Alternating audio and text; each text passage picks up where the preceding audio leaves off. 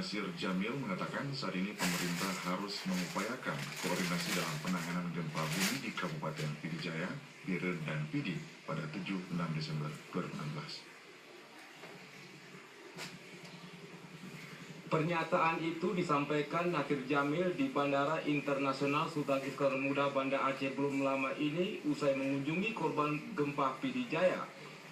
Dewan adalah wakil rakyat yang ikut prihatin terhadap korban gempa untuk misi kemanusiaan.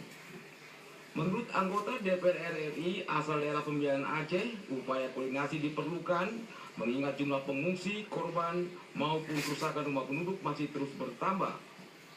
Baik pemangku kepentingan maupun stakeholder keduanya menurut Nasir Jamil harus bergerak cepat untuk mengevakuasi dan pembersihan puing-puing bencana gempa Pidijaya, Biren, dan Pidi.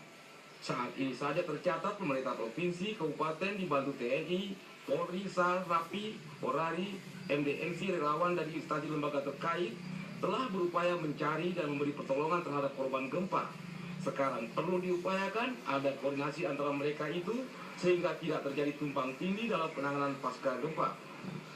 Saya pikir semua stakeholder, ya, semua pemangku kepentingan itu harus siap dikoordinasi, ya, jangan jalan sendiri-sendiri sehingga kemudian tidak terjadi tumpang tindih dalam penanganan korban gempa dan juga membangun fasilitas-fasilitas umum yang rusak akibat gempa.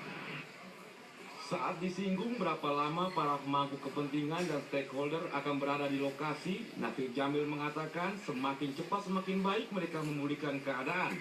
Tim Liputan TVRI melaporkan.